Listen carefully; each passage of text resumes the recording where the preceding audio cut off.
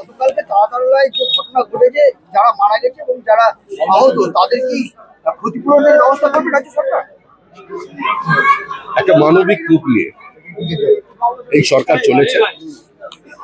প্রতিকূল পরিস্থিতির মধ্যে এই সরকার যে বাজেট পেশ করেছে সেটা সমাজের সর্বস্তরের মানুষকে স্পর্শ করেছে। নির্মাণ কার্যের ত্রুটি ছিল কিনা বা কারা এই কাজ করছিল সেটা সরকার দেখছে, তদন্ত করে, এবং যারা মারা গেছে সরকার তাদের পাশে থাকবে। বলছি, এই যে যারা এই নির্মাণ কাজ করেছে, যদি তাদের ত্রুটি হয় তাদের কি গ্রেপ্তার হবে? এটা সম্পূর্ণভাবে সরকারের বিষয়। যাদের জন্য এতগুলো মানুষের প্রাণহানি হয়েছে তাদের তো গ্রেপ্তার হবে, এটাই স্বাভাবিক। সুমিতা, বলছি রাজ্যের বিভিন্ন তৃণমূল নেতাদের যাদের ফাইল রয়েছে, যাদের অভিযোগ রয়েছে বিভিন্ন, কিন্তু দেখা যাচ্ছে এখনো বেশ কিছু ফাইল খোলা হয়নি, তারা গ্রেপ্তার হয়নি। ভাই, একটা সরকার বসেছে, সরকারের কাজ হচ্ছে এই মুহূর্তে সরকারের পরিষেবা নিয়ে মানুষের পাশে দাঁড়ানো, পশ্চিমবঙ্গের আর্থসামাজিক অবস্থার একটা উত্তরণ ঘটা। বিভিন্ন জায়গায় যে শূন্য পদ আছে সেগুলো পূরণ করা। সবাইকে গ্রেপ্তার করতে শুরু করলে তো এখন তাহলে ব্রিগেড ভাড়া করতে হবে। তৃণমূল যা করে গেছে, তবে কেউ পার পাবে না।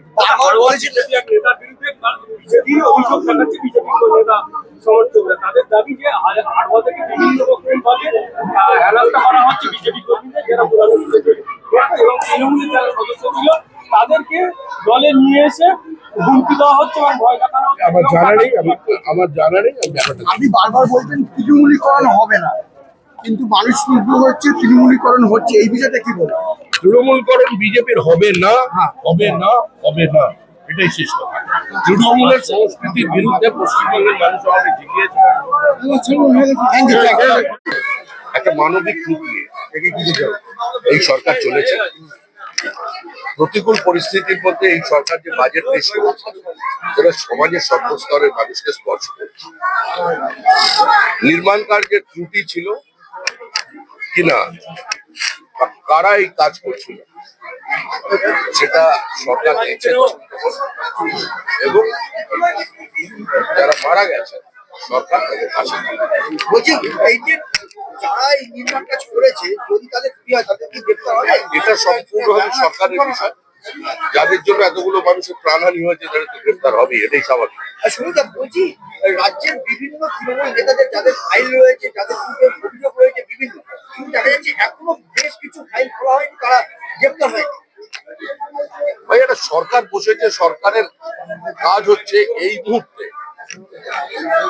সরকারের পরিষেবা নিয়ে মানুষের পাশে দাঁড়ানো, পশ্চিমবঙ্গের আর্থসামাজিক অবস্থার একটা উত্তরণ ঘটা। বারবার বিভিন্ন জায়গায় যে শূন্য পদ আছে সেগুলো পূরণ করা। সবাইকে গ্রেপ্তার করতে শুরু করলে তো এখন তাহলে ব্রিগেড ভাড়া করতে হবে। তৃণমূল যা করে গেছে, তবে কেউ পার পাবে না।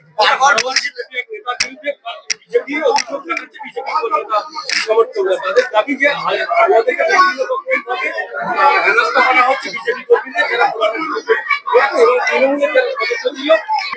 আমার জানা নেই ব্যাপারটা। আপনি বারবার বলছেন তৃণমূলীকরণ হবে না, কিন্তু মানুষ শুদ্ধ হচ্ছে, তৃণমূলীকরণ হচ্ছে, এই বিষয়টা কি বলবো?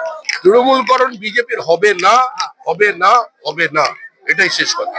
তৃণমূলের সংস্কৃতির বিরুদ্ধে পশ্চিমবঙ্গের মানুষ আমাদের জিতিয়েছে।